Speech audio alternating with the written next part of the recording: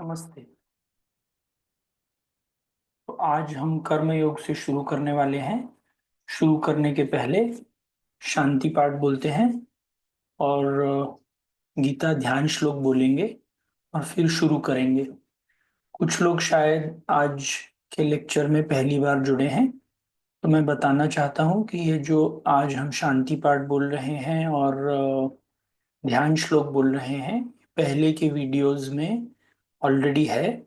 और हम लोग एवरी टाइम जब क्लास स्टार्ट करते हैं तो अ, शांति पाठ और फिर ध्यान श्लोक से स्टार्ट करते हैं। तो जिनको नहीं आता वो एक बार ये सुन ले और नेक्स्ट क्लास में खुद से भी रिपीट कर सकते हैं। ओम सहनावतु सहनौ भुनक्तु सह वीर्यं करवावहै तेजस्विनावधीतमस्तु मा विद्विषावहै। ओम शांति शांति शांति। हरि ओम श्री गुरुभ्यो नमः। हरि ओम। ओम पार्थाय प्रतिबोधितां भगवता नारायणेन स्वयं व्यासेन ग्रथिता पुराणमुनिना मध्ये महाभारतम् अद्वैतामृतवर्षिणी भगवतीमष्टादशाध्यायिनीम् अम्ब त्वामनुसन्दधामि भगवद्गीते भवद्वेषिणी। नमोऽस्तु ते व्यासविशालबुद्धे फुल्लारविन्दायतपत्रनेत्र येन त्वया भारततैलपूर्णः प्रज्वालितो ज्ञानमयः प्रदीप प्रपन्नपारिजाताय स्तोत्रवेत्रैकपाणये ज्ञानमुद्राय कृष्णाय गीतामृतदुहे नमः। सर्वोपनिषदो गावो दोग्धा गोपालनन्दनः पार्थो वत्सः सुधीर्भोक्ता दुग्धं गीतामृतं महत। वन्दे वसुतं देवं कंसचाणूरमर्दनं देवकी परमानन्दं कृष्णं वन्दे जगद्गुरुं। भीष्मद्रोणतटा जयद्रथजला गान्धारिनीलोत्पला शल्यग्राहवती कृपेण वहनी कर्णेन वेलाकुला अश्वत्थामविकर्णघोरमकरा दुर्योधनावर्तिनी सोत्तीर्णा खलु पाण्डवैरणनदी कैवर्तकः केशवः।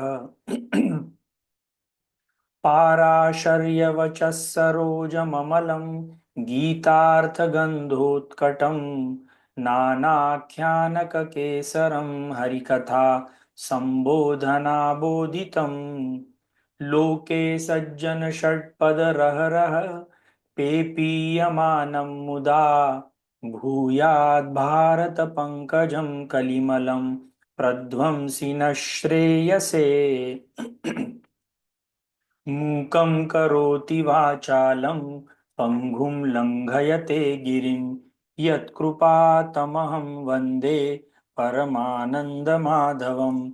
यं ब्रह्मा वरुणेन्द्ररुद्रमरुतः स्तुन्वन्ति दिव्यैस्तवैः वेदैर्साङ्गक्रमः क्रमोपनिषदैः गायन्ति यं सामगा ध्यानावस्थिततद्गतेन मनसा पश्यन्ति यं योगिनो यस्यान्तं न विदुःसुरासुरगणा देवाय तस्मै नमः।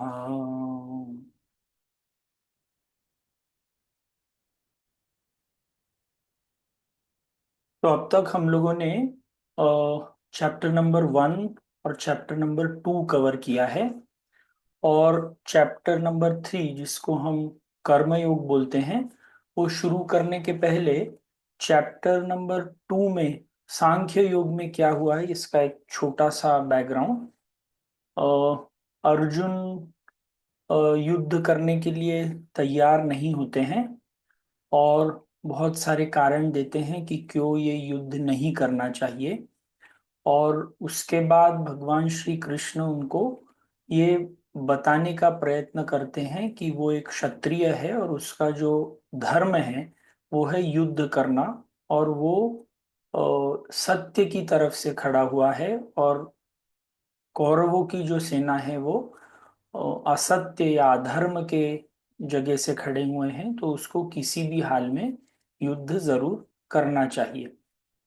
ये बताते हुए अर्जुन उनसे बहुत सारे प्रश्न पूछता है कि युद्ध क्यों करना चाहिए और इससे क्या फायदा होगा, जिसमें भगवान श्री कृष्ण उसको ये बताते हैं कि जो भी व्यक्ति जिस भी कार्य क्षेत्र में अपने जीवन में आया है उसे वो पूरा कर्म करने की जरूरत होती है और इसी से वो मुक्ति प्राप्त कर सकता है।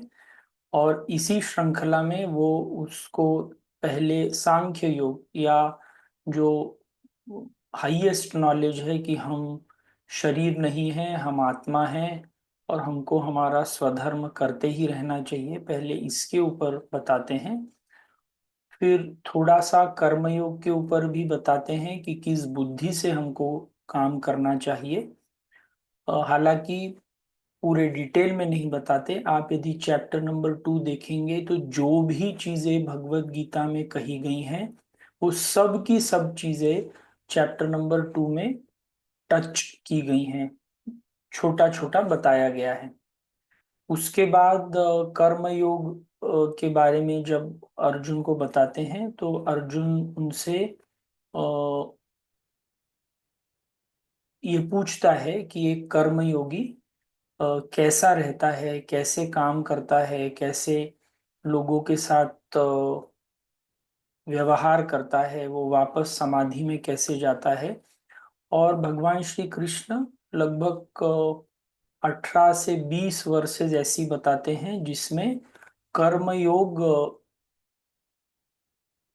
फॉलो करने वाला व्यक्ति कैसे रहता है इसके पूरे डिटेल्स बताए हुए हैं। तो यहाँ पे चैप्टर नंबर 2 खत्म होता है जिसमें भगवान श्री कृष्ण उसको प्रेरित करते हैं कि तुम कर्म योगी बनो।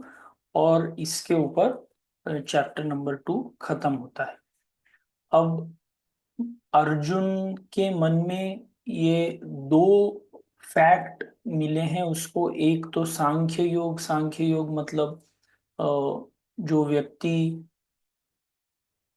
परम सत्ता को, अपनी आत्मा को जानता है वो, और उसको ये लगता है कि जो व्यक्ति अ, ये ज्ञान के मार्ग में जाता है वो समहाउ सुपीरियर रहता है ऐसे व्यक्ति से जो कर्मयोग के बारे में प्रैक्टिस कर रहा है। तो इस बेसिस पर तीसरा चैप्टर शुरू होता है। और जब तीसरा चैप्टर शुरू होता है तो ये दो थॉट अर्जुन के दिमाग में हैं। ये जानना जरूरी है क्योंकि तभी हम समझ सकते हैं कि अ, ये जो सवाल पूछे गए हैं वो अर्जुन भगवान श्री कृष्ण से क्यों पूछता है। एक और चीज जो इस चैप्टर में देखने लायक है और पूरी भगवत गीता में देखने लायक है कि जिस प्रकार के प्रश्न पूछे गए हैं इस पूरे भगवत गीता में, उस प्रश्नों का एक सीरीज है, मतलब एक श्रृंखला सी है। तो हमको कई बार ऐसे लगता है कि दो श्लोकों के बीच में कोई कनेक्शन नहीं है या दो चैप्टरों के बीच में कोई कनेक्शन नहीं है, पर हर एक चैप्टर के बीच में एक बहुत स्ट्रॉन्ग कनेक्शन है। और क्योंकि हम सब लोग ये जान चुके हैं कि वेद व्यास जी को, जिन्होंने महाभारत लिखी और भगवत गीता भी महाभारत का ही पार्ट है, उनको सब लोगों की मनस्थिति क्या चल रही है ये पता थी। तो ये तीसरा चैप्टर क्यों आता है और पहला प्रश्न अर्जुन का भगवान श्री कृष्ण से क्या है वो देखते हैं। अथ तृतीयोऽध्यायः कर्मयोगः। अर्जुन उवाच जायसी चेत् कर्मणस्ते मता बुद्धिर्जनार्दन तत्किं कर्मणि घोरे माम नियोजयसि केशव। तो इसका संधि विच्छेद है, अर्जुनः उवाच जायसी चेत् कर्मणः ते मता बुद्धिः जनार्दन तत्किं कर्मणि घोरे माम नियोजयसि केशवः। तो अर्जुन बहुत इंटरेस्टिंगली भगवान श्री कृष्ण से पूछता है कि आपने मुझे बोला है कि कर्मयोग का व्यक्ति जो है, एक तरफ कर्मयोग के व्यक्ति के बारे में बताया गया है, और अब आप मुझे, और एक साइड में आपने सांख्य योग मतलब बुद्धि के बारे में, बुद्धि से मोक्ष प्राप्त करने का रास्ता बताया गया है। आप जो बोल रहे हैं इसमें मुझे बहुत कंफ्यूजन हो रहा है। जायसी चेत कर्मणस्ते मता बुद्धिर जनार्दन, मतलब वो बोलते हैं कि आप ऐसे बोलते हैं कि जो सांख्य योग है, जो बुद्ध, जो नॉलेज के द्वारा ईश्वर प्राप्ति है, वो अ, कर्म से यदि हम कंपेयर करें तो ये एक बेहतर मार्ग है। पर तभी भी आप मुझे इस कर्म में, इस घोर कर्म में, तत्किम कर्मणि घोरे माम नियोजयसि केशव, आप मुझे इस कर्म में लगने के लिए बोल रहे हैं, और ये जो कर्म है ये कोई ऐसा छोटा मोटा कर्म नहीं है। आप तो मुझे मेरे सगे संबंधियों के साथ लड़ने के लिए बोल रहे हैं। तो आप ये जो सवाल, जो मुझे निर्देश दे रहे हैं, ये मुझे कुछ विशेष समझ में नहीं आ रहा है कि मुझे करना क्या चाहिए। तो अ, ये सवाल अर्जुन के मन में क्यों आया, अ, ये जानने की कोशिश करते हैं। और मान लीजिए आपके मन में किसी एक चीज के बारे में कुछ ज्ञान है, जैसे अगर आपको पता है कि गाड़ी कैसे चलाते हैं, और फिर कोई ऐसे बोले कि गाड़ी चलाते समय बीच में आपको एक्सीलरेटर दबाना पड़ता है या गियर चेंज करना पड़ता है, तो आपको मान लीजिए अगर ये पहले से पता नहीं है, तो आप ये पूछ सकते हैं कि क्यों मुझे गियर चेंज करना है, क्यों मुझे एक्सीलरेटर प्रेस करना है। इसका मतलब कि आपको गाड़ी चलाने के बारे में थोड़ा बहुत ज्ञान है, और उसके ऊपर किसी ने आपको कोई एक नई इंफॉर्मेशन दी है, और ये जो इंफॉर्मेशन है ये आपके पहले के ज्ञान से मैच नहीं हो रही है क्या करना है, इसीलिए आप ये सवाल पूछते हैं कि क्या करना चाहिए।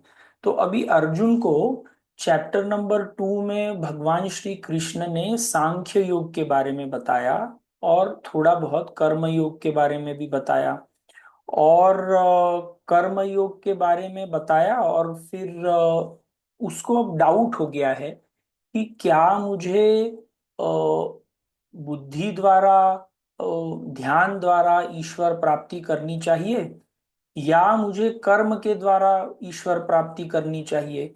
और अर्जुन यदि आप देखेंगे तो एक आर्मी का व्यक्ति था। आर्मी के व्यक्ति को एक सिंपल इंस्ट्रक्शन मिलना चाहिए कि अभी फाइट करो, अभी गोली चलाओ, अभी इस तरफ जाओ, अभी राइट जाओ, अभी लेफ्ट जाओ।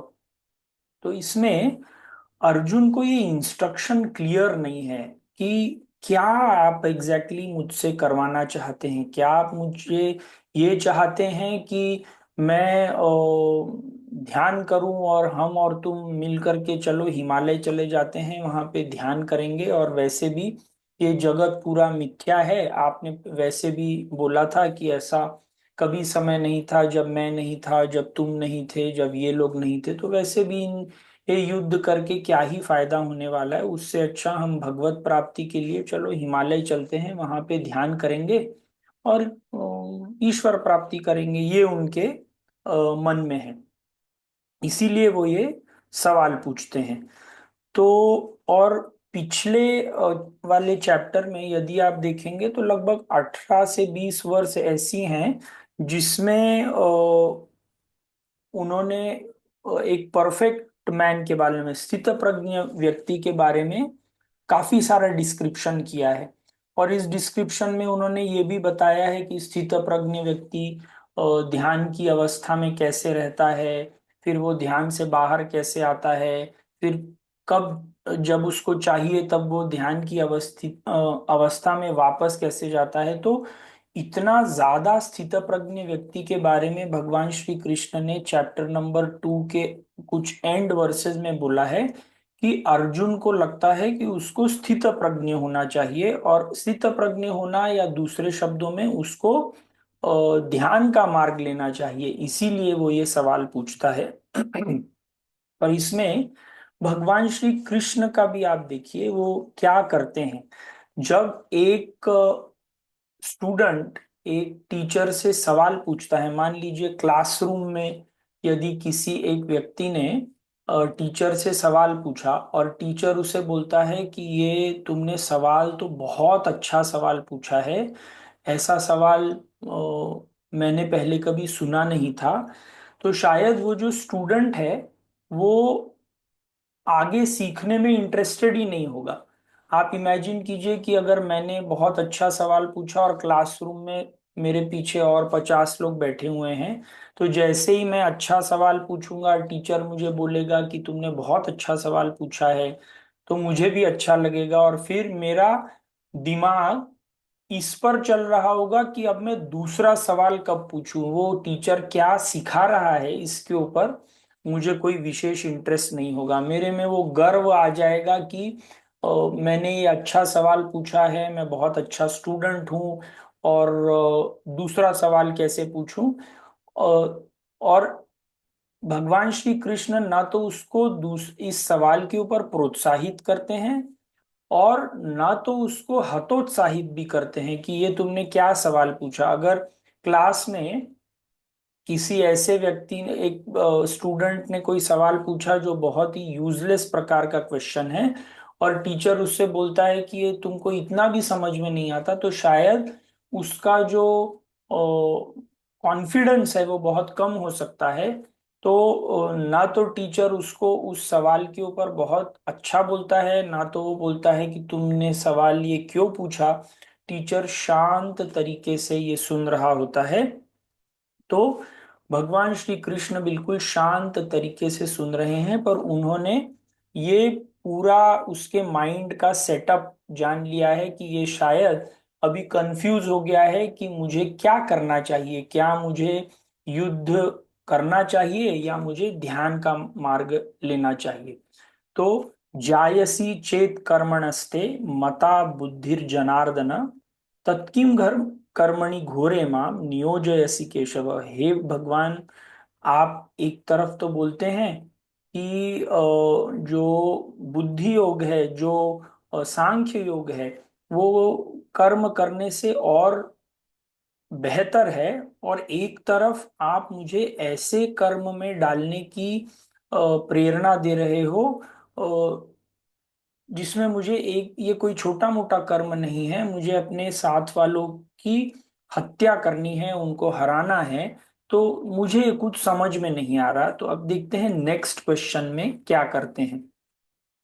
जब हम नेक्स्ट वर्स में क्या करते हैं, जब हम किसी से कुछ पूछते हैं, जैसे मान लीजिए मेरा और आपके या कुछ सवाल जवाब चल रहा है, मैं आपसे एक सवाल पूछता हूँ और आप मुझे कुछ जवाब देते हैं।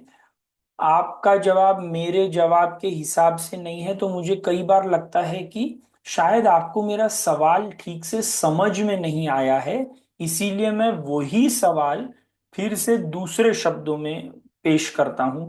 तो एग्जैक्टली सेम चीज अर्जुन भी करता है। उनको ऐसे लगता है कि जो मैं भगवान श्री कृष्ण से बोलने की इच्छा रख रहा हूं, शायद उनको मेरा सवाल समझ में नहीं आया है, इसीलिए अब वो अपना सवाल और क्लियर करने के लिए ये दूसरा श्लोक बोलते हैं।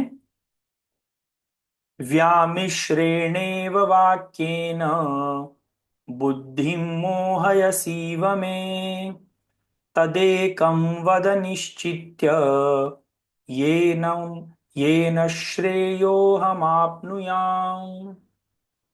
व्यामिश्रेण मतलब मिक्स्ड, कंफ्यूज्ड। व्यामिश्रेण इव वाक्येन बुद्धिं मोहयसी इव तत् एकं वद निश्चित्य येन श्रेयः अहम आप्नुयाम्। तो अब वो अर्जुन भगवान श्री कृष्ण से बोलते हैं कि व्यामिश्रेणेन वाक्येन, आप ये जो बोल रहे हैं, ये जो पूरा आपने उपदेश दिया है, मुझे बड़ा कंफ्यूज्ड उपदेश लगता है। एक तरफ आप बोलते हैं कि सांख्य योग या बुद्धि से ईश्वर की प्राप्ति, या बुद्धि से काम करना, ये ज्यादा सुपीरियर है। और दूसरी तरफ आप ये बोलते हैं कि मुझे युद्ध करना चाहिए। तो मुझे आप क्या कहना चाहते हैं, ये समझ में नहीं आया। क्या मतलब आपने जो कहा है, मैं जो आपको बोल रहा हूँ, ये आपको पूरा कंप्लीटली समझ में आ रहा है? क्या मेरा सवाल आपको समझ में आ गया है, जो आप मुझे बोल रहे हैं कि युद्ध करो?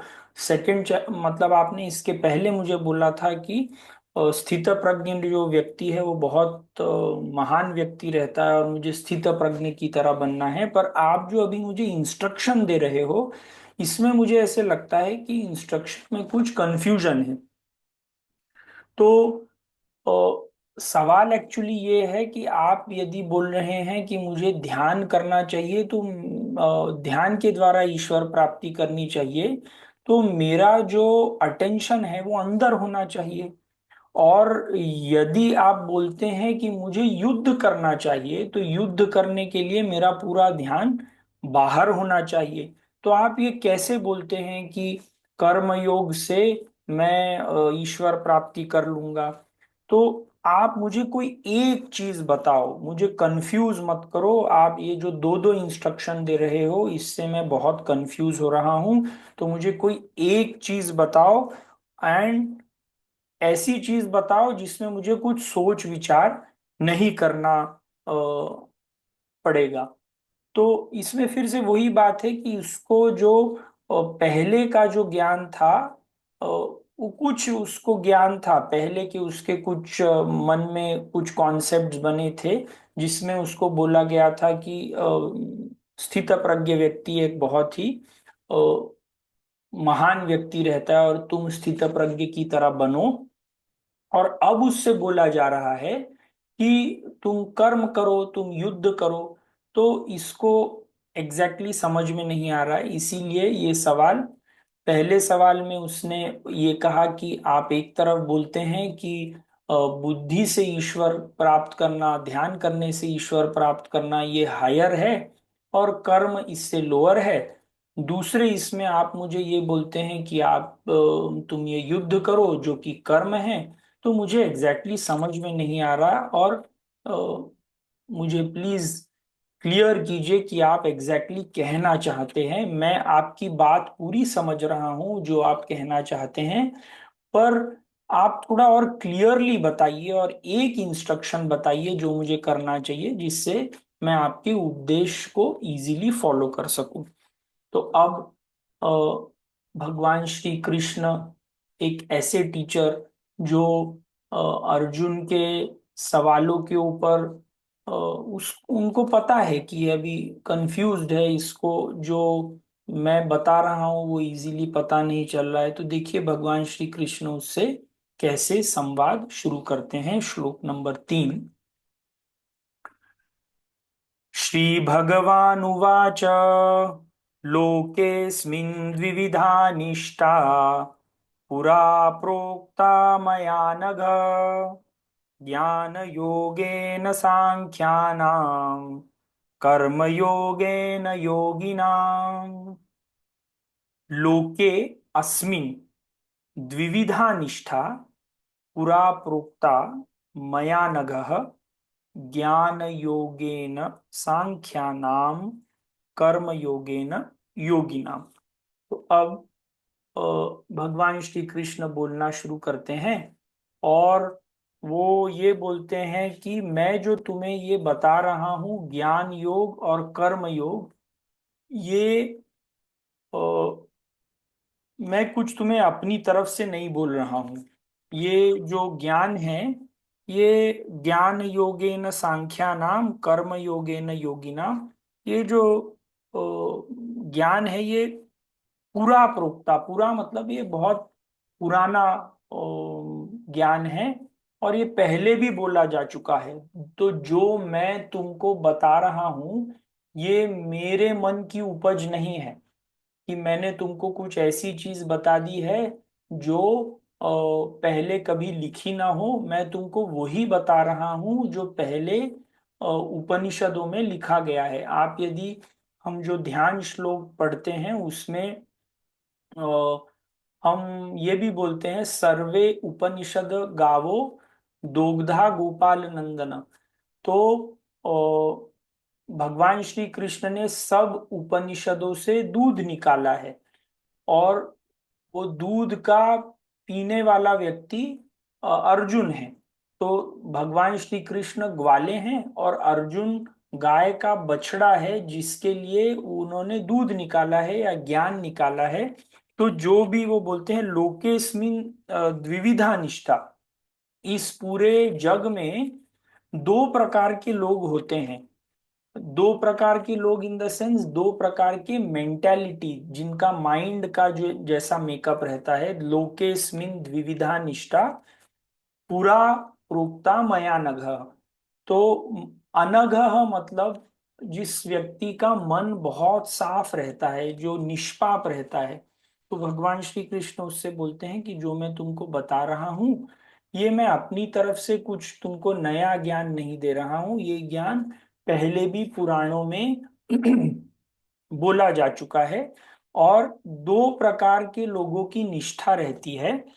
कुछ लोग ईश्वर प्राप्ति ज्ञान से करना चाहते हैं, ज्ञान योगेन सांख्यानाम, और कुछ लोग कर्म के द्वारा करना चाहते हैं। कर्म मतलब कार्य के, जो हम काम करने के थ्रू ईश्वर प्राप्ति करना चाहते हैं। तो जो मैं तुमको बता रहा हूं, ये कोई नई बात नहीं है, ये बहुत पहले लिखी हुई है।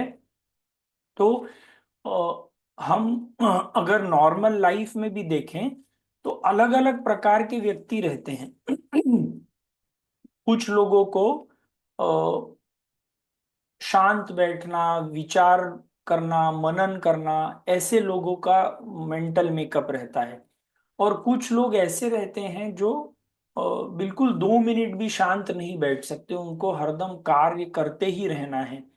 तो ईश्वर प्राप्ति के लिए या कोई भी एक गोल के लिए अगर सिर्फ एक ही रास्ता हो तो उस गोल की प्राप्ति करना बड़ा मुश्किल रहता है। जैसे मान लीजिए आपने यदि किसी को अपने किसी के घर में यदि शादी हो और उस पार्टी में बुलाया है, तो क्या आप उन सब लोगों के लिए सिर्फ एक ही डिश रखोगे कि दाल चावल रखा हुआ है, आप सब लोगों को दाल चावल खाना है और घर जाना है? नहीं। शादी की पार्टी में या आप कोई भी चीज अगर किसी को घर पे बुलाते हैं, बहुत सारे लोगों को बुलाते हैं, तो बहुत सारी डिशेस होंगी। किसी को मीठा अच्छा लगता है, किसी को नमकीन अच्छा लगता है, किसी को कुछ दूसरा अच्छा लगता है, किसी को रोटी, किसी को पूरी। तो ईश्वर प्राप्ति के लिए भी यदि हम सिर्फ एक ही रास्ता रखें, कि आपको सिर्फ मनन करके ही ईश्वर प्राप्ति हो सकती है, तो हो सकता है 50% ऑफ द पब्लिक को ये रास्ता पसंद ही नहीं आएगा और वो कभी ईश्वर प्राप्ति के मार्ग पर आएंगे ही नहीं। इसीलिए जो हमारे ऋषि मुनि थे उन लोगों ने दो प्रकार के रास्ते, एक रास्ता जिसमें जो लोग मननशील व्यक्ति हैं, जो चिंतन करने वाले व्यक्ति हैं, उन लोगों के लिए किया गया है। और दूसरा रास्ता जो जिनका माइंड अभी इतना डेवलप नहीं हुआ है कि वो चिंतन कर सके, मनन कर सके, तो उनके लिए कर्म योग का रास्ता बताया गया है। तो जिस तरह शादी की पार्टी में बहुत सारी चीजें हम खाने के लिए बनाते हैं, वैसे ही ईश्वर प्राप्ति के लिए भी जितने लोग हैं उन सब के हिसाब से कोई ना कोई एक धर्म या कोई उनके मन की प्रवृत्ति के हिसाब से एक रास्ता बनाया गया है। और इन रास्तों को मेजरली दो कंपार्टमेंट में डिवाइड किया है। पहला है कर्मयोग, और पहला है सांख्य योग या ज्ञान योग, और दूसरा है कर्मयोग। सांख्य योग उन लोगों के लिए जिनका मेंटल मेकअप ऐसा है, जो मननशील हो, जो चिंतन करने वाले हों। और कर्म योग उनके लिए जिनका मेंटल मेकअप ऐसा है, जो मनन करने तक अब तक प्रोग्रेस नहीं कर पाए हैं, और उनको अभी कार्य मतलब काम करते हुए ईश्वर प्राप्ति करनी है। और अर्जुन वैसे भी एक आर्मी का व्यक्ति है, बहुत एक्टिव व्यक्ति है, तो उसको यदि आप बोलें कि तुम जाकर के आज से ध्यान करना शुरू कर दो, तो शायद वो ध्यान नहीं कर पाएगा अपना कर्म छोड़ करके। इसीलिए भगवान श्री कृष्ण उसको बोलते हैं कि दो प्रकार के रास्ते बताए गए हैं, और जो मैं तुमको बता रहा हूँ ये मैं अपने दिमाग की उपज से तुमको कुछ नहीं बता रहा हूँ, ये सब चीजें पहले के पुराणों में लिखी गई हैं। तो अब मैं आगे क्या बताता हूं वो तुम सुनो। तो नेक्स्ट श्लोक में भगवान श्री कृष्ण जाते हैं और वो इस कंफ्यूजन को भी एड्रेस करना चाहते हैं। उनको ये लग रहा होगा कि ये इसके दिमाग में ये सवाल कैसे आया कि मुझे क्या ध्यान करके ही ईश्वर तक पहुंचना चाहिए या कर्म करके ईश्वर तक पहुंचना चाहिए। तो अगला श्लोक पढ़ेंगे और फिर ये कैसे दिमाग में डाउट आता है वो भगवान श्री कृष्ण क्लियर करेंगे। श्लोक नंबर 4। न कर्मणामनारंभात् नैष्कर्म्यं पुरुषोऽश्नुते न च सन्न्यसनादेव सिद्धिं समधिगच्छति। न कर्मणाम अनारंभात नैष्कर्म्यम पुरुषोष्णुते न च संन्यसनात् एव सिद्धिम समधिगच्छति। तो जैसे जैसे भगवान श्री कृष्ण अर्जुन से बोलते जा रहे हैं, तब उनको ये भी पता चल रहा है कि अर्जुन के मन में क्या चल रहा है। और ये उनको पता चलता है कि जब अर्जुन ने ये सवाल पूछा है, तो ये सवाल क्यों पूछा है, ये भी वो इस श्लोक में एड्रेस करते हैं। तो हम लोगों को भी थोड़ा बहुत भगवत गीता या दूसरे ग्रंथों के बारे में नाम पता है, थोड़ा थोड़ा हम लोगों ने कभी ना कभी रामचरितमानस बाकी की सब चीजें भी थोड़ी थोड़ी पढ़ी हुई हैं। तो आपको क्या लगता है कि अर्जुन ने कभी पहले ये सब चीजें पढ़ी नहीं होंगी? ऑब्वियसली पढ़ी होंगी। उसका जो पूरा एजुकेशन है उसमें ये सब चीजें पढ़ाई गई थी। पर उस एजुकेशन में और भी बहुत सारी चीजें पढ़ाई गई थी, युद्ध अभ्यास कैसे करना और बाकी की बहुत सारी चीजें। तो शायद उसका इस स्टडी के ऊपर बहुत ध्यान नहीं गया होगा। जैसे हमको अगर बहुत सारे सब्जेक्ट रहते हैं, तो हमारा हर एक सब्जेक्ट के ऊपर उतना ही ध्यान नहीं रहता। जो सब्जेक्ट अपने को अच्छा लगता है उसके ऊपर ध्यान रहता है, जो सब्जेक्ट अच्छा नहीं रहता वो सिर्फ पास करना रहता है, इसीलिए हम पढ़ते हैं। तो शायद अर्जुन को जब ये सब चीजें वेद पुराण और ये सब चीजें सिखाई गई होंगी, तो उसने इसके ऊपर बहुत ध्यान से विश्लेषण नहीं किया होगा। और उपनिषदों में और वेदों में ये जो शब्द यूज किया गया है, नैष्कर्म्य, न कर्मणा अनारंभात नैष्कर्म्य पुरुषोष्णुते। नैष्कर्म्य का मतलब ये भी रहता है जो हाईएस्ट परिस्थिति रहती है ईश्वर प्राप्ति की परिस्थिति में, उस परिस्थिति को नैष्कर्म्य मतलब कुछ काम न करना, ऐसा भी एक डेफिनेशन दिया जाता है। तो अर्जुन के मन में शायद ये डाउट होगा कि एक तरफ तो ईश्वर प्राप्ति करने के लिए या स्थित प्रज्ञ व्यक्ति के लिए वो नैष्कर्म्य करके ये शब्द यूज करते हैं, और नैष्कर्म्य शब्द यूज करना मतलब कोई एक्शन नहीं करना, और दूसरी तरफ हम ये कर्म योग बोल रहे हैं, तो शायद ये जो नैष्कर्म्य शब्द है इसका मतलब है कि काम नहीं करना और मुझे अभी युद्ध करने की जरूरत नहीं है।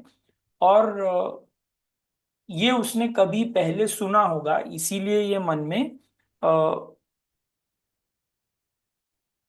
ये डाउट है कि मैं यदि कर्म करना छोड़ देता हूं तो मेरी ईश्वर प्राप्ति हो जाएगी। तो अर्जुन शायद ये सोच रहा है कि अगर मैं ये युद्ध करना बंद कर दूं और जा करके समाधि में बैठ जाऊं तो मुझे ईश्वर की प्राप्ति हो जाएगी। और भगवान श्री कृष्ण उसको क्या बोलना चाह रहे हैं, न च सन्न्यसनादेव सिद्धिम समधिगच्छति। तो वो भगवान श्री कृष्ण उसको जो ये इसमें बोलते हैं, न कर्मणान अनारंभात नैष्कर्म्यम पुरुषोष्णुते, मतलब ये कर्म जो तुम कर रहे हो ये यदि तुम कर्म करना बंद कर देते हो तो इससे तुम समाधि की परिस्थिति में या ज्ञान योग की परिस्थिति में नहीं पहुंचोगे। न च संन्यसनादेव सिद्धिम समधिगच्छति। तो वो ये बोलते हैं कि तुम जो कार्य कर रहे हो, यदि वो तुम सब कार्य करना बंद कर दो या तुम कोई दूसरे नए कार्य करना नए कार्य न करो, तो ये कार्य छोड़ने से तुमको समाधि की या ईश्वरत्व की अवस्था नहीं मिलेगी। तो इसमें कुछ चीजें हैं जो अपने को पता चलनी चाहिए। तो भगवान श्री कृष्ण अर्जुन को ये बताना चाह रहे हैं कि तुम काम करने से, मतलब जो तुम्हारे धर्म का काम है, जो तुम युद्ध अभी जो काम है वो युद्ध करना है, ये छोड़ने से तुम ईश्वर प्राप्ति नहीं कर पाओगे। दूसरी चीज वो ये भी बताना चाह रहे हैं कि हम कौन सी चीज दे सकते हैं। मतलब मान लीजिए अगर मुझे कोई चीज का त्याग करना है, या वो मैं चीज का त्याग तब कर सकता हूं जब वो चीज मेरी हो, तभी मैं उसका त्याग कर सकता हूं।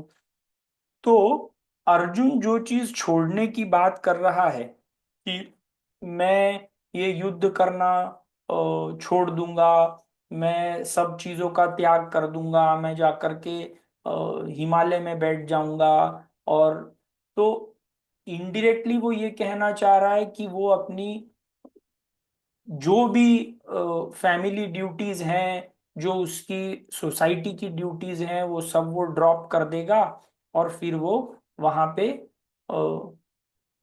हिमालय में जाकर के या जहां पे भी जाकर के वो ध्यान करना शुरू करेगा और ये सब चीजें बंद कर देगा। अगर मान लीजिए कल मैं किसी के साथ एक सौदा करता हूं कि ये जो पूरी धरती है ये मैंने किसी को बेच दी, क्या ये सौदा हो सकता है? क्या नहीं हो सकता, क्योंकि मुझे धरती बेचने के लिए धरती मेरी होनी चाहिए, तभी मैं उसको बेच सकता हूँ। जो चीज मेरी है ही नहीं उसका मैं त्याग नहीं कर सकता। तो हम बोलते तो हैं कि ये गाड़ी हमारी है, ये घर हमारा है, ये बच्चे हमारे हैं, ये ड्यूटी हमारी है, पर एक्चुअली ये सब चीजें जो हम हमारी बोलते हैं वो एक्चुअली हमारी नहीं है। आज हम बोलते हैं कि ये वाइफ हमारी है, पिछले जन्म में हो सकता है वो वाइफ, मतलब वो उसका और मेरा रिलेशनशिप कुछ और रहा होगा। इस जन्म में हमारे बच्चे हम बोलते हैं कि ये हमारे हैं, पर ये हमारा रिलेशन फाइनल क्या है, ये फाइनल रिलेशन नहीं है। तो क्या चीज हमारी है इस चीज में? हमारा अटैचमेंट जो है, हमारा अटैचमेंट हमारे वाइफ के प्रति, हमारी चीजों के प्रति, वो हमारा है। तो भगवान श्री कृष्ण इसको इनडायरेक्टली बताना चाह रहे हैं कि चीजों को दे देने से तुम समाधि की परिस्थिति में नहीं पाओगे। अगर तुम मान लो ये बोलते भी हो कि तुम युद्ध नहीं करना चाहते, और मान लो तुम और मैं अभी हिमालय चले जाते हैं, तो वहां पे जाने के बाद भी तुम यही सोचते रहोगे कि अरे मुझे तो ये युद्ध छोड़ करके नहीं आना चाहिए था, मुझे तो वहां पे इन लोगों को मतलब इनके अगेंस्ट युद्ध करना चाहिए था, मैंने दुर्योधन को कैसे छोड़ दिया, उसने हमारा इतना अपमान किया था। और क्योंकि ये अटैचमेंट तुम्हारी इस युद्ध में है, हमको एक्चुअली अटैचमेंट का सैक्रिफाइस करना है, हमको वो एक्टिविटी का सैक्रिफाइस नहीं करना है। तो बेसिकली वो जो कहना चाह रहे हैं कि वो बोलते हैं कि तुमको एक्शन ड्रॉप करने की जरूरत नहीं है, एक्शन के प्रति जो तुम्हारी अटैचमेंट है वो ड्रॉप करना है, और वही ड्रॉप करना भगवत गीता सिखाती है। तो इसमें एक छोटी सी स्टोरी है। एक सूफी एक सूफी मॉन्क था, एक सूफी साधु था, जो अपने एक डिसाइपल के साथ एक रास्ते पर जा रहा है, और दोनों अपनी ज्ञान साधना में बहुत रत हैं।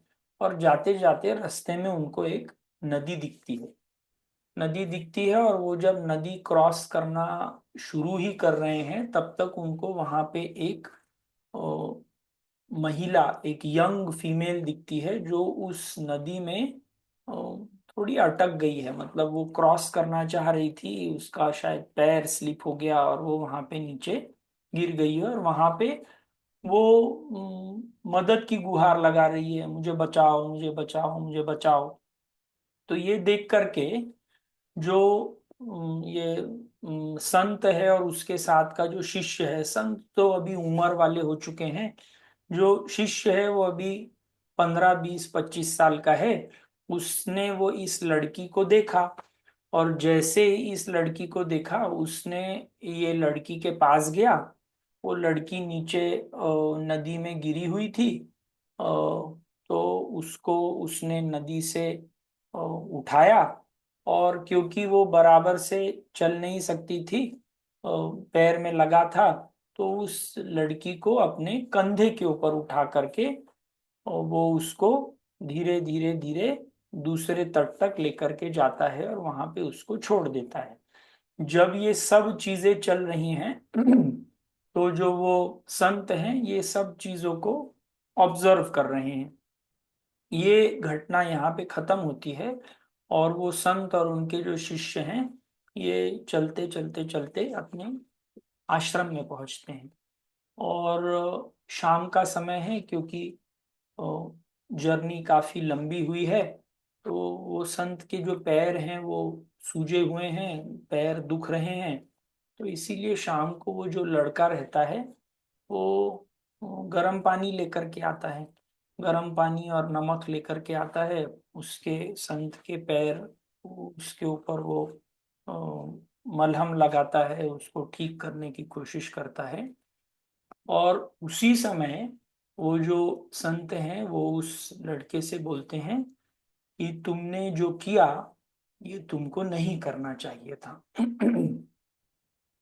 उस लड़के को कुछ विशेष समझ में नहीं आता, पर क्योंकि वो संत उससे बड़े हैं, तो वो उनसे क्षमा मांगता है और बोलता है कि आप मुझसे आयु में भी बड़े हैं, आपकी साधना भी मुझसे ज्यादा है, तो कृपया आप मुझे ये बताएं कि मैंने ऐसा क्या किया है जो मुझे नहीं करना चाहिए था, तो मैं अपनी गलती सुधारूंगा। तो वो संत उससे बोलते हैं कि हम दोनों ब्रह्मचारी हैं, और आज जब हम उस नदी में जा रहे थे, तो हमको वहां पे एक महिला दिखी थी, और तुमने उस महिला का स्पर्श किया, और उसे उठा करके तुम वहां तक लेकर के आए। हम जो ब्रह्मचारी जीवन जीते हैं, उनका संपर्क महिलाओं के साथ, स्त्रियों के साथ नहीं होना चाहिए, तो ये जो भी तुमने काम किया ये तुमने गलत काम किया। तो वो जो छोटा वाला उनका जो डिसाइपल रहता है, जो भक्त रहता है, वो उनसे बोलता है कि गुरुदेव, मैं तो उस महिला को वहीं नदी के तट पर छोड़ करके आ गया था, पर आप तो उस महिला को यहां तक लेकर के आ गए हैं। तो कहने की बात यह है कि अ, वो संत का दिमाग में ऐसे चल रहा था कि अगर हमको कोई कार्य नहीं करना है, आपको कोई व्यक्ति दिखा जिसको आपको मदद करना है, पर क्योंकि वो स्त्री थी और हम एक मतलब हमको ऐसे बोला गया है कि स्त्री से संपर्क नहीं आना चाहिए, तो हमको वो कार्य ड्रॉप कर देना चाहिए, हमको वो उसको मदद नहीं करनी चाहिए, उसको नदी में डूबता हुआ छोड़ देना चाहिए। पर ये जो व्यक्ति था, जो छोटा वाला उनका भक्त था, वो उनसे ज्यादा इवॉल्व था। उसने वो कार्य किया, जो कुछ उस समय जरूरत थी वो की, और उसके बाद फिर से उसने अपने मन, अपना जो मन है, फिर से ईश्वर प्राप्ति में, फिर से ईश्वर में फिर से सेंटर कर लिया। तो अर्जुन इस परिस्थिति में अभी ऐसे सोच रहे हैं कि क्या मुझे ये कार्य छोड़ देने से, मतलब ये युद्ध छोड़ देने से क्या मुझे मोक्ष मिल जाएगा। वाइल अर्जुन की परिस्थिति अभी ये इस संत के प्रकार है, जो सोच रहे हैं कि ये कार्य कार्य छोड़ देंगे तो काम हो जाएगा। पर ये यदि कहीं और चला जाता है तो ये 24 घंटे युद्ध के बारे में ही सोचता रहेगा।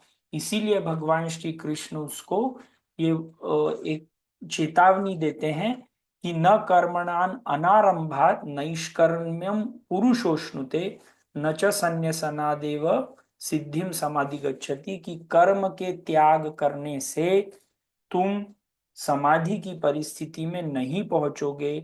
जो तुमने पहले कर्म कर रहे हो या जो तुम आगे कर्म करने वाले हो, उनके त्याग से कुछ नहीं होगा। जो होने वाला है वो कर्म के प्रति जो तुम्हारी आसक्ति है, जो अटैचमेंट है, उसको हमको छोड़ना है। तो उसके लिए वो आगे की चीज बोलते हैं। तो अर्जुन के मन में सवाल आया होगा कि ये जो भी आप हमको बोल रहे हैं कि मुझे ईश्वर प्राप्ति करनी है और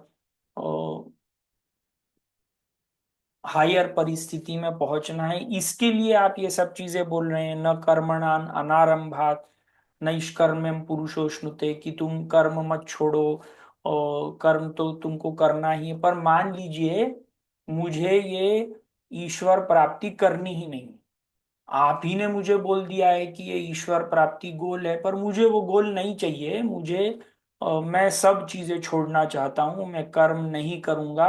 तो उससे क्या ही हो जाएगा, मुझे ईश्वर प्राप्ति नहीं मिलेगी, नहीं मिलेगी तो नहीं मिलेगी। जैसे आप किसी को बोलें कि तुमको पढ़ाई करनी ही चाहिए, तुमको फर्स्ट क्लास में फर्स्ट आना ही चाहिए, तो तुम पढ़ाई करो। पर कोई बोले ठीक है मुझे क्लास में फर्स्ट भी नहीं आना, मुझे पढ़ाई लिखाई करनी ही नहीं है, तो तुम क्यों मुझे इतना फोर्स करते हो पढ़ाई लिखाई करने के लिए, नहीं करनी मुझे। तो सिमिलरली अर्जुन के दिमाग में ऐसा सवाल है कि आप मुझे ये बोल तो रहे हैं कि कर्म के त्याग से मैं ईश्वर प्राप्ति नहीं कर सकता, पर मान लीजिए मुझे ईश्वर प्राप्ति करनी ही नहीं है, तो मैं कर्म त्याग कर सकता हूँ ना। तो मैं ये युद्ध को छोड़ करके अपन हम दोनों चल सकते हैं ना। तो इसके लिए भगवान श्री कृष्ण ये अगला जो श्लोक है वो बोलते हैं। और आप, मैंने पहले भी बोला था कि इसमें जो थॉट प्रोसेस है, आप शायद ही अपने मन में ऐसे थॉट्स ये सुनते हुए आएंगे, पर अर्जुन का जो मन था वो बहुत क्लियर मन था, बहुत कोई कॉम्प्लेक्सिटीज नहीं थी, इसीलिए ये सब थॉट्स आते हैं। भगवान श्री कृष्ण उसको अगले श्लोक में क्या बताते हैं वो देखते हैं। नहि कश्चित् क्षणमपि जातु तिष्ठत्य कर्मकृत कार्यते ह्यवशः कर्मः सर्वः प्रकृतिजैर्गुणैः। न हि कश्चित् क्षणम् अपि जातु तिष्ठति अकर्मकृत कार्यते हि अवशः कर्मः सर्व प्रकृति जय गुणैः। तो अब भगवान श्री कृष्ण उसको इस प्रश्न का उत्तर देना चाहते हैं जो उसके मन में है कि मैं यदि कुछ नहीं करता, मुझे वो गोल तक, आप जो बोल रहे हैं ईश्वर प्राप्ति, ये सब चीजों में मुझे कोई इंटरेस्ट नहीं है। मैं तो सब कर्म छोड़ करके भगवत प्राप्ति के लिए ही काम करना चाहता हूं। तो वो बोलते हैं नहीं कश्चित क्षणम अपि जातु तिष्ठत्य कर्म कृत, कि कोई भी व्यक्ति एक क्षण के लिए भी कर्म का त्याग नहीं कर सकता। कार्यते ह्यवशः कर्म सर्वः प्रकृतिर जय जैर्गुणैः। वो बोलते हैं कि तुमको कार्य करने के लिए तुम्हारी प्रकृति फोर्स करेगी, तुम वश में हो प्रकृति के, तुम किसी भी हालत में कार्य करना छोड़ नहीं सकते, कार्य करने का त्याग नहीं कर सकते। तुम कुछ भी कर लो, तुमको काम तो करना ही पड़ेगा। ये ऑप्शन नहीं है कि तुम काम न करो। तो नॉर्मल लाइफ में भी हमको ऑप्शन कोई चीज में कब रहता है? जैसे मान लीजिए अगर मैं आपको बोलूं कि आपको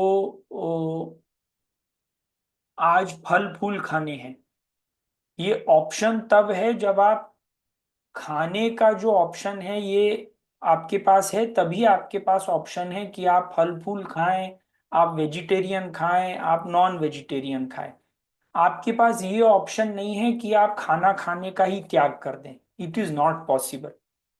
सिमिलरली ऑप्शन, कई बार लोग बोलते हैं कि भगवत गीता जो ग्रंथ है वो कर्म करने के लिए प्रेरित करता है। भगवत गीता कर्म करने के लिए प्रेरित नहीं करता। कर्म तो आपको किसी भी हाल में करना ही पड़ेगा, आपको किसी को उसको प्रेरित करने की जरूरत नहीं है। भगवत गीता ये जो ग्रंथ है वो कर्म किस तरीके से करें, किस भाव से करें, कौन सा कर्म करें, इसके ऊपर भगवत गीता का उपदेश है। भगवत गीता का ये उपदेश नहीं है कि आपको कर्म करना चाहिए। कर्म तो जितने लोग हैं, जितने लिविंग बीइंग्स हैं, उन सब लोगों को आप चाहे या न चाहे कर्म आपको करना ही पड़ेगा। जैसे मान लीजिए कल से आप सोचते हैं कि आपको सब कर्म का त्याग करना है, पर कर्म का त्याग करना है मतलब हम जो अब हमारा जो डाइजेस्टिव सिस्टम काम कर रहा है उसमें भी कुछ कार्य चल रहा है। हम जब किसी चीज को देखते हैं, किसी चीज के बारे में सोचते हैं, तो हमारा मन काम कर रहा है। तो भगवान श्री कृष्ण अर्जुन को यही बताना चाह रहे हैं कि तुम चाहो भी एक क्षण के लिए भी तुम कर्म का त्याग नहीं कर सकते। तुम जो बोल रहे हो कि तुम ये युद्ध छोड़ करके ध्यान करना शुरू करोगे, ये तुम्हारे लिए संभव नहीं है, क्योंकि जो तुम्हारे अंदर का मेकअप है, जो तुम्हारा नेचर है, उसमें तुम एक क्षत्रिय हो। तुम्हारा युद्ध करना ये एक धर्म है। तो तुम ये अपना जो धर्म है वो तुम किसी हालत में छोड़ नहीं सकते, और तुमने यदि ये छोड़ने का प्रयास किया तो तुम्हारा नेचर तुमको ये चीज करने के लिए विवश करेगा। तो इस चीज में तुम्हारे पास कोई ऑप्शन ही नहीं है कि तुम काम ना करो। तो कार्य तो तुमको करना ही पड़ेगा, और जिस प्रकार का तुम्हारा मेंटल मेकअप है उसी हिसाब से तुमको कार्य करना पड़ेगा। तो ये ऑप्शन तुम्हारे पास नहीं है। तो अब वो बोलते हैं कि अब ठीक है, मेरे पास तो ये ऑप्शन नहीं है, नहीं कश्चित क्षणम अपि जातु तिष्ठत्य कर्म कृत कार्यते यवशः कर्म सर्व प्रकृति जैर्गुणी। तो अब वो बोलते हैं कि यदि ये मैंने काम छोड़ दिया, अर्जुन के सब मन में होगा कि ठीक है आप बोल रहे हैं, पर मैंने ये यदि युद्ध छोड़ ही दिया तो क्या होगा? तो श्लोक नंबर 6, कर्मेन्द्रियाणि संयम्य य आस्ते मनसा स्मरन् इंद्रियार्थान् विमूढ़ात्मा मिथ्याचारस्य उच्यते। तो बोलते हैं कर्मेंद्रियाणि संयम्य य आस्ते मनसा स्मरन् इंद्रियार्थान विमूढ़ात्मा मिथ्याचारस्य उच्यते। हमारे शरीर में कर्मेंद्रियां रहती हैं, 5 कर्मेंद्रियां रहती हैं और 5 ज्ञानेंद्री रहती है। कर्मेंद्री मतलब अ, बात करना, हाथ पैर, हमारे एक्सक्रीशन के ऑर्गन्स और जनन इंद्रियां। और ज्ञानेंद्री रहती हैं आँख, कान, अ, जीभ, नोज और स्किन। ये पांच हमारी ज्ञानेंद्री रहती हैं। तो कर्मेंद्रियाणि संयम्य मतलब कर्मेंद्रियों को रोक करके तुमने यदि कर्मेंद्रिय या कर्म का त्याग कर दिया, यह आस्ते मनसा स्मरण, तभी भी तुम उनके प्रति जो तुम्हारा अट्रैक्शन है, जो जैसे तुम एक क्षत्रिय हो तो तुमको युद्ध करना ये तुम्हारे नेचर में है, तुम इसको छोड़ नहीं पाओगे। यदि तुम मान लो ऊपर हिमालय में भी चले जाओ तो वहां पे तुम दूसरे लोगों को मारना काटना शुरू कर दोगे। इंद्रियार्थान विमूढ़ आत्मा मिथ्याचारस्य उच्यते। और ऐसे व्यक्ति जो ये इंद्रियों का त्याग कर देते हैं, मतलब कर्मेंद्रियों का त्याग कर देते हैं और ऐसे सोचते हैं कि कर्मेंद्रियों के त्याग से मुझे ईश्वर प्राप्ति हो जाएगी, वो मिथ्याचारी रहते हैं। मिथ्याचारी मतलब एक ढोंगी प्रकार के व्यक्ति रहते हैं, विमूढ़ आत्मा रहते हैं। वो बहुत ही मूढ़, मूड में भी जो मूड मतलब थोड़ा मंद बुद्धि का, और विमूढ़ मतलब जो अति मंद बुद्धि का है। तो ऐसे लोग जो रहते हैं, जो विचार करते हैं कि मुझे कर्मेंद्रियों का त्याग करने से या जो मुझे कर्म मिला है उसका त्याग करने से मैं ईश्वर प्राप्ति कर लूंगा, वो मूर्ख लोग रहते हैं। तो तुम ऐसे मूर्खों की तरह काम मत करो। तुमको जो काम दिया है वो उसी तरीके से, उसी काम करते हुए भी तुम ईश्वर प्राप्ति कर सकते हो। तो ये ईश्वर प्राप्ति कैसे कर सकते हैं ये अगले 2 श्लोक में उन्होंने बताया है। सिर्फ 2 मिनट बाकी हैं तो मेरे ख्याल से ये जो 2 श्लोक हैं, मतलब अब आगे का हम अगले इसमें करेंगे। तो आज जो हम लोगों ने कर्मयोग के लिए जो 6 श्लोक पढ़े हैं उसमें भगवान पहले अर्जुन को डाउट है कि क्या करना चाहिए क्या नहीं करना चाहिए, मुझे कर्म योग करना चाहिए या ज्ञान योग का रास्ता लेना चाहिए। और भगवान श्री कृष्ण उसको बताने की कोशिश करते हैं कि कर्म के त्याग से ईश्वर प्राप्ति संभव नहीं है। क्या कर्म करना है, कैसे कर्म करना है, वो हम आगे के चैप्टर में, आगे के श्लोकों में देखेंगे। तो आज का हम क्लास यहीं पे खत्म करते हैं। तो खत्म करने के पहले शांति पाठ बोलेंगे और फिर खत्म करेंगे।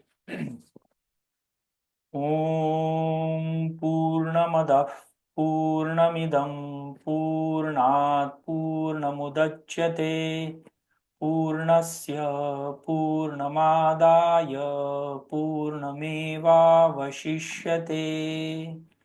ओम शांति शांति शांति। हरि ओम श्री गुरुभ्यो नमः। हरि ओम। अगर आप लोगों को ये वीडियोस किसी के साथ शेयर करने हैं तो आप इसे शेयर कर सकते हैं। अ, ये भगवत गीता में जो कुछ भी लिखा गया है ये सब लोगों तक पहुंचना चाहिए, इस मंशा से ये वीडियोस हम कर रहे हैं। तो आपने अपना इतना समय दिया उसके लिए धन्यवाद। हम अगले शनिवार फिर से मिलेंगे भगवत गीता के आगे के चैप्टर में जाने के लिए। तब तक आप सब लोगों से विनती है कि ये भगवत गीता के जितने श्लोक हमने किए हैं वो अगर हो सके तो ये लेक्चर एक बार सुन ले और एक बार भगवत गीता पढ़ भी लें। धन्यवाद।